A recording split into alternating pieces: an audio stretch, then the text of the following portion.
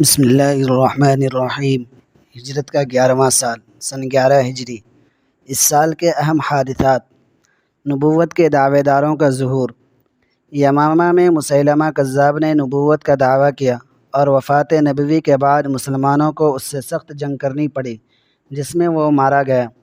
اسود عنسی، یہ یمن کا رہنے والا تھا۔ نبی کریم صلی اللہ علیہ وسلم کے آخری ایام میں اس نے نبوت کا دعویٰ کیا اور شعبدہ بازی اور شیطانوں کی مدد سے بعض عجیب و غریب کارنامے دکھانے لگا۔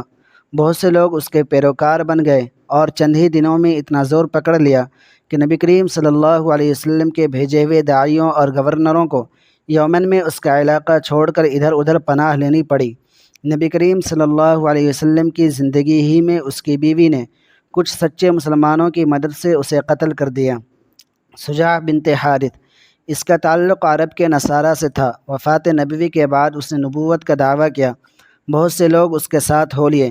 اس نے یمامہ پر بھی حملہ کرنا چاہا، لیکن مسیلمہ نے ہوشیاری سے اس سے شادی کر لی۔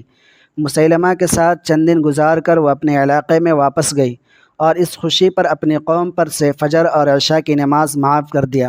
سجاع حضرت معاویہ رضی اللہ عنہ کے عہد امارت تک زندہ رہی۔ جیش اسامہ کی روانگی۔ اس سال ماہ سفر کے آخری دنوں میں نبی کریم صلی اللہ علیہ وسلم نے 3000 کی فوج تیار کی۔ اپنے دستے مبارک سے جھنڈا تیار کیا اور اپنے پیارے کے بیٹے حضرت اسامہ بن زید کو فوج کی قیادت سونپی اور فرمایا، یہ فوج لے کر جاؤ اور جہاں تمہارے والد کی شہادت ہوئی تھی وہاں کی زمین کو روند ڈالو۔ یہ لشکر ابھی 2 یا 3 میل ہی گیا تھا کہ نبی کریم صلی اللہ علیہ وسلم کی بیماری شروع ہو گئی، لہٰذا وہیں پر ٹھہر گیا۔ اہل بقیع کے لیے دعائے مغفرت۔ اسی سال ماہ محرم کی ایک شب آپ اہل بقیع کے لیے دعائے مغفرت کو گئے۔ واپسی کے کچھ ہی دن بعد آپ پر مرض کے آثار ظاہر ہوئے۔ مرض النبی صلی اللہ علیہ وسلم۔ ماہ سفر سن 11 ہجری کے آخری عشرے میں کسی دن نبی کریم صلی اللہ علیہ وسلم ایک جنازے سے واپس ہوئے تو آپ کے سر میں درد شروع ہوا۔ یہ اس مرض کی ابتدا تھی جس سے آپ شفایاب نہیں ہو سکے۔ مرض کی ابتدا درد سر سے ہوئی اور آہستہ آہستہ بخار تیز ہو گیا۔ مرض جب بڑھ گیا تو آپ نے ازواج مطہرات سے حضرت عائشہ رضی اللہ عنہا کے پاس ایام مرض گزارنے کی خواہش ظاہر کی۔ وفات سے 5 دن پہلے جب مرض شدید ہو گیا اور نماز کے لیے باہر نہ آ سکے تو حضرت ابو بکر رضی اللہ عنہ کو اپنی جگہ نماز پڑھانے کا حکم دیا۔ وفات: پیٹ کے دن چاشت کے وقت 12 ربیع الاول سن 11 ہجری کو نبی کریم صلی اللہ علیہ وسلم اس دنیا سے رخصت ہو گئے۔ مدینہ منورہ میں چاروں طرف تاریکی چھا گئی اور مسلمانوں کو ہر طرف سے اندھیروں نے گھیر لیا۔ ثقیفہ بنی ساعدہ میں اجتماع۔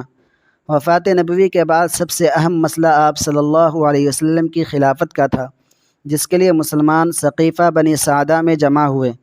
ابتدا میں مسئلہ خلافت پر اختلاف ہوا، لیکن بعد میں تمام لوگوں نے حضرت ابو بکر رضی اللہ عنہ کی خلافت پر اتفاق کیا اور ان کے ہاتھ پر بیعت کی۔ نبی کریم صلی اللہ علیہ وسلم کی تجہیز و تکفین۔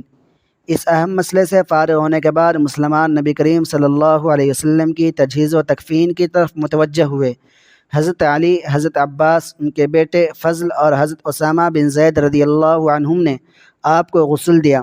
3 سفید سوتی کپڑوں میں آپ کو کفنایا گیا۔ آپ کی جائے وفات ہی پر آپ کے لیے بغلی قبر کھودی گئی۔ جنازہ تیار ہو گیا تو مسلمان چھوٹی چھوٹی جماعت کی شکل میں داخل ہوتے اور نماز جنازہ پڑھ کر نکل آتے۔ ان تمام کاموں میں 2 دن گزر گئے۔ بروز منگل مغرب کے بعد یعنی بدھ کی شب نبی کریم صلی اللہ علیہ وسلم کو سپرد خاک کر دیا گیا۔